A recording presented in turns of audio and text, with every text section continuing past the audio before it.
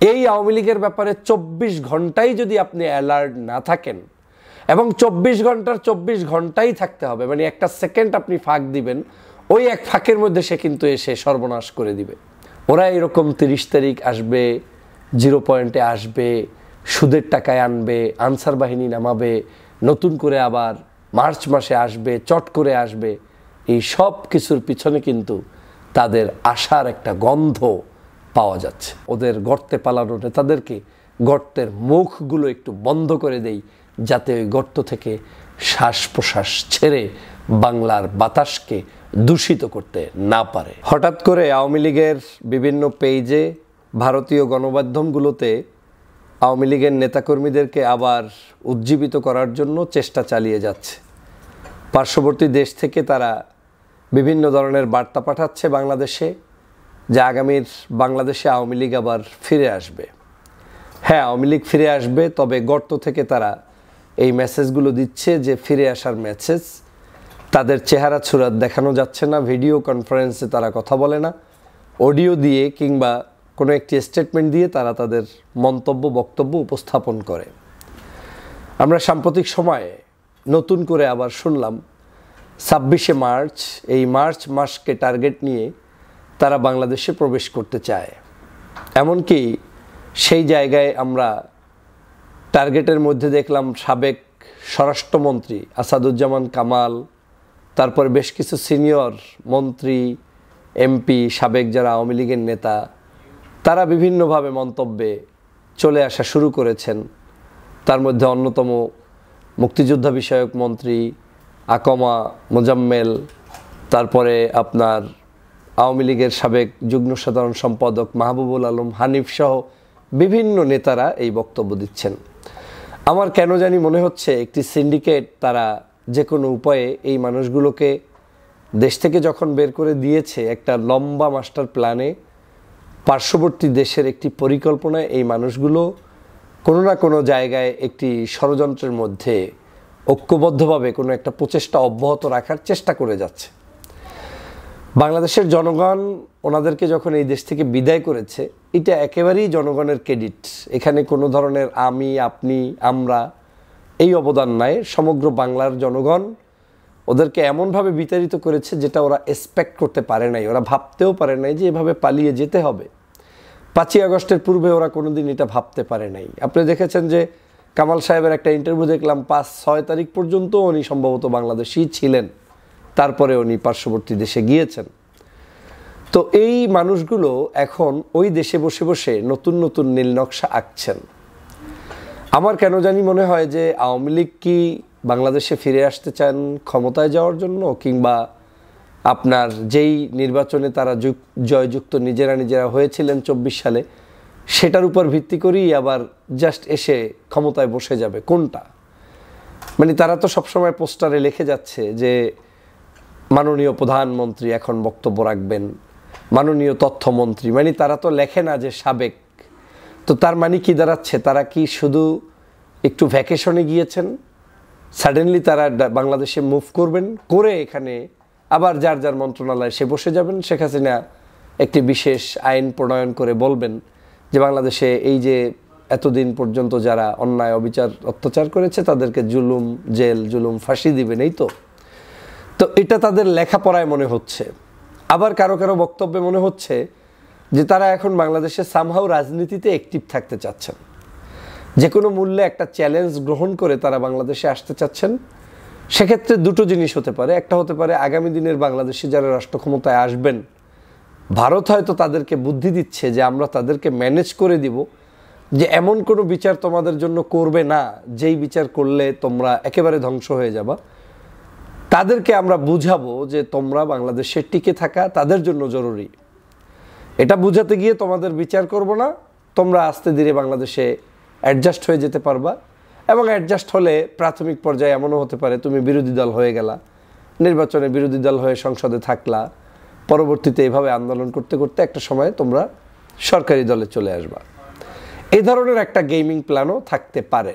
আমরা জানি না বিহাইন্ড দ্য সিন কি হচ্ছে, কারা এটা করছে, কিভাবে করছে। কিন্তু আমার ছোট্ট অ্যানালাইসিসে মনে হচ্ছে বাংলাদেশে বিএনপি জামাতের মধ্যে এক ধরনের বিদ্বেষ তৈরি করা, এই বিদ্বেষ তৈরি হওয়ার মাঝখানে বিএনপির কাছেই ভারতের কেউ না কেউ এই মন্তব্য করে বসতে পারে যে তোমাদের বাঁচার একটাই উপায়, সেটা হচ্ছে যদি তোমরা আওয়ামী লীগকে পুনর্বাসন করতে পারো, যদি তোমরা আওয়ামী লীগকে নিয়ে আসতে পারো, সেটা আমরা করে দিব, কৌশলে করে দিব, কিন্তু তোমরা জাস্ট আওয়ামী বিরোধিতাও করবা, কিন্তু তোমাদের কাছে আমরা আওয়ামী লীগকে রেখে দিব একটা অক্সিলারি ভার্ব হিসেবে। এটা তোমার বিশেষ বিশেষ সময় তোমার উপকার করবে, কল্যাণ করবে। কারণ এই দলটা যদি হারিয়ে যায় তাহলে তোমার চ্যালেঞ্জ হবে প্রধান প্রতিপক্ষ ইসলামিক শক্তি, এইটা যাতে না হয় সে কারণে। এটার কিছু সিমটম আমার কাছে মনে হচ্ছে। প্রথম পর্যায়ে গত কয়েকদিন আগে একজন ব্যক্তি বক্তব্য দিয়েছিলেন, তার নাম হচ্ছে, আপনারা নিশ্চয়ই জানেন যে সাবেক সংসদ সদস্য হারুনুর রশিদ সাহেব। উনি হঠাৎ করেই একদম শেখ হাসিনার সুরে, একদম ভারতের সুরে বক্তব্য দিলেন যে বাংলাদেশে শেখ মুজিবুর রহমান সাহেব তিনি বাংলাদেশের মুক্তিযোদ্ধাদের বিরোধী যারা ছিলেন তাদেরকে সাধারণ ক্ষমা ঘোষণা করেছিলেন, কিন্তু শেখ হাসিনা এসে এই দেশে আবার সেই মুক্তিযুদ্ধের বিরুদ্ধের শক্তি যারা বা যারা সেই সময় রাজাকার আল বদর আল শাবাব মানবতা বিরোধী অপরাধ করেছে তাদের বিচার চালু করেছে। আমাদেরকেও এই বিচার অব্যাহত রাখতে হবে এবং আপনাদেরকে দমন করার জন্যই এই বিচার অব্যাহত রাখতে হবে। আমার এই বক্তব্যটা চাঁপাইনবাবগঞ্জ তো বাড়ির আশেপাশেই তো বর্ডার, এই চট করে আসা নেত্রীর কোনো শিখানো বক্তব্যই আমার কাছে মনে হচ্ছে। উনি এই বক্তব্য এমনি এমনি দেওয়ার কথা না। এই বক্তব্যগুলো ওনাদের মধ্যে হয়তো 10 জনকে 5 জনকে যে কোনো মূল্যে তারা কিনে ফেলেছে, শিখিয়ে ফেলেছে যে তুমি এই বক্তব্যগুলো দিবা, দিতে দিতে দিতে দিতে এটা একটা এস্টাবলিশমেন্ট চলে আসবে। এটা একটা প্ল্যানের অংশই হতে পারে, না হয় কোনো মূর্খ বোঝে যেই দেশে রাজাকারের শব্দের কারণে হাসিনার পতন হয় সেই দেশে আবারও মুক্তিযুদ্ধ নিয়ে ডিভাইডেশন করা এটা কোনো যুক্তিকতা নেই। কিন্তু কেন করছেন এত বড় একটি দলের সাবেক এমপি পরিচয়ধারী ব্যক্তি, তার মানে কোনো না কোনো কিছু ভিতরে থাকতে পারে। আমি আওয়ামী লীগের জন্য যেটা মনে করি যে আওয়ামী লীগ বাংলাদেশ থেকে পালিয়ে গিয়েছে। আরেকটি সবচেয়ে বড় অধপতন হচ্ছে তারা জুলাইয়ের এই বিপ্লবের সময় মানুষদেরকে খুন করেছে। আমি সবসময় মনে করি যে বাংলাদেশে আওয়ামী লীগ টিকে থাকতো, অবশ্যই থাকতো। আওয়ামী লীগ কি টিকে থাকে নাই? স্বাধীনতার পর 21 বছর ক্ষমতার বাহিরে ছিল, আসছে না? এসেছে, কিন্তু তৎকালীন সময়ের বিভিন্ন সময়ে বিভিন্ন ধরনের ইকুয়েশন ছিল, কিন্তু 24টা কি হয়েছে, কি ডিজাস্টার বাংলাদেশে তারা করেছে, এটা একমাত্র আওয়ামী লীগ আর আল্লাহ ছাড়া কেউ বলতে পারবে না। কারণ সাধারণ জনগণ, আপনি আমি এখনও জানি না যে কি পরিমাণ বিভৎস ক্ষতিটা বাংলাদেশে তারা করেছে। আপনারা নিশ্চয়ই জানেন এখনও বহু মানুষের লাশ পাওয়া যায় না, এখনও বহু মানুষ মর্গ থেকে, সেদিনও বের হলো 6টা লাশ মর্গ থেকে বের হয়েছে, পরিচয় নাই। গতকালকের আমাদের উপদেষ্টা নাহিদ সাহেবকে দেখলাম, তিনি আপনার গণকবর দেখতে গিয়েছেন, আত্মীয় বিভিন্ন মানুষের সাথে বুক মিলাচ্ছেন, কথা বলছেন।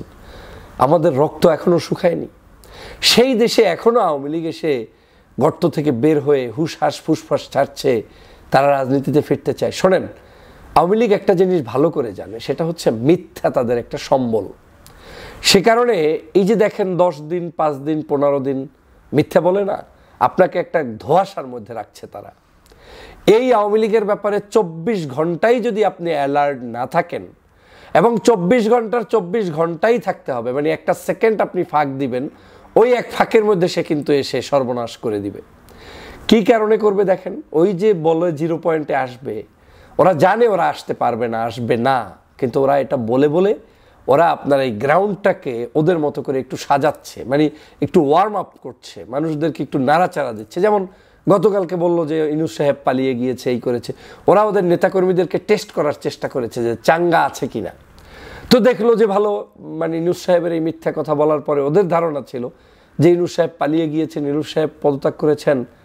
তো এটা শোনার সাথে সাথে আওয়ামী লীগ তো রাস্তায় সব নেমে আসবে, হাজার হাজার আওয়ামী লীগের নেতাকর্মী যখন নেমে পড়বে, হুট করে যদি একটা সিচুয়েশন এমন করা যায় যে হুরহাঙ্গামা বেঁধে যাবে, বাদলে পট করে সেনাবাহিনী ক্ষমতা নিয়ে নেবে, এরকম একটা মাস্টার প্ল্যান নিয়ে কিন্তু তারা সেখানে কথা বলেছে, আমার যেটা মনে হচ্ছে। না হয় কোনো রিজন নাই। আমি গতকালকার একটা ভিডিও দিয়েছিলাম, সেখানে তারা বারবার বলছে যে ইনুস সাহেব পদত্যাগ করছে, যমুনা টেলিভিতে কথা হয়েছে, এদিকে সমন্বয়কটা পালাচ্ছে, সেনাবাহিনী রাতের মধ্যে ক্ষমতা নিতে পারে। কোনো সাবজেক্টের সাথে কোনো কাজের কোনো মিল আছে? নাই। তারপরেও কেন বললো? এটাই হচ্ছে তাদের একটা প্ল্যান। তারা এটা করে করে টেস্ট করছে। হ্যাঁ, কিছু কিছু জায়গায় একদম সেটা ভাঙ্গা যেভাবে বলে না মানুষ, সেটা খেয়েছে। যেমন ইউনূস সাহেবের পদত্যাগ শুনে অনেকে মিছিল করতে বের হয়েছিলেন, তারা ইতিমধ্যেই শ্রীঘরে চলে গিয়েছেন, এবং ভবিষ্যতেও যারা তাহাজ্জুদের সময় মিছিল টিছিল করছেন তারা এরকম করে যাবেন। তবে বাংলাদেশের জনগণের জন্য যে কাজটি আমাদের রয়েছে সেটা হচ্ছে, ওরা এরকম 30 তারিখ আসবে, 0 পয়েন্টে আসবে, সুদের টাকায় আনবে, আনসার বাহিনী নামাবে, নতুন করে আবার মার্চ মাসে আসবে, চট করে আসবে। এই সব কিছুর পিছনে কিন্তু তাদের আশার একটা গন্ধ পাওয়া যাচ্ছে। তারা আসার জন্য উন্মুখ হয়ে বসে আছে, এবং তাদের ফাঁদে পাড়া দিয়ে বাংলাদেশের রাজনৈতিক দলগুলোর যে কেউ যদি কোনো বড় ধরনের ভুল করে, তারা তাদের দলের জন্য যেমনটা করবে, দেশের জন্য তেমনটা করবে। দেখেন, 2001 সালের পরে, 6 সালে ক্ষমতা বিএনপি হারানোর পরে এই বাংলাদেশে 28শে অক্টোবর থেকে শুরু হয়েছে জামাত শিবির নিধন, এরপরে শুরু হয়েছে বিএনপির নেতাকর্মীদেরকে নিধন, কওমিদেরকে নিধন, এমনকি সর্বশেষ চরমনাই পর্যন্ত নিধন কার্যক্রম শুরু করেছে এই আওয়ামী লীগ। অতএব এই আওয়ামী লীগ বাংলাদেশে এটা ভালো করে জানে যে আবার আসবো, আবার 15 বছর জুলুম অত্যাচার করেই আমাকে থাকতে হবে, কাউকে চান্স দেয়া যাবে না, দিবে না। হ্যাঁ, কিছু মানুষকে দিবে যারা তার দালাল, যারা বিএনপি করবেন কিংবা জামাত করবেন কিংবা আরেক দল করবেন, কিন্তু যদিও মনে করে যে তাকে আমি কিনে ফেলতে পারবো, তাকে হয়তো সে স্পেস দিলেও দিতে পারে। তো সেই জায়গা থেকে আমাদের সতর্ক হতে হবে। মার্চ মাসে না আগামীকাল না আজ রাত জাতির এ ব্যাপারে ঐক্যবদ্ধ হতে হবে যে আওয়ামী লীগকে যে কোনো মূল্যে বাংলাদেশের প্রশ্রয় দেয়া যাবে না। এটা বাংলাদেশের স্বার্থে, স্বাধীনতার স্বার্থে এবং স্বাধীনতার সার্বভৌমত্ব রক্ষার স্বার্থে।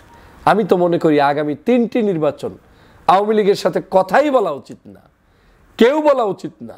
যারা তাদের পক্ষে স্টেটমেন্ট দিবে তাদেরকে প্রত্যাখ্যান করা উচিত। আসুন আমরা দেশকে গঠন করি, দেশের ফ্যাসিবাদী এই শেখ হাসিনার সকল ষড়যন্ত্র রুখে দিতে ঐক্যবদ্ধ হই, এবং ওদের গর্তে পালানো নেতাদেরকে গর্তের মুখগুলো একটু বন্ধ করে দেই, যাতে ওই গর্ত থেকে শ্বাস প্রশ্বাস ছেড়ে বাংলার বাতাসকে দূষিত করতে না পারে। সবাইকে ধন্যবাদ।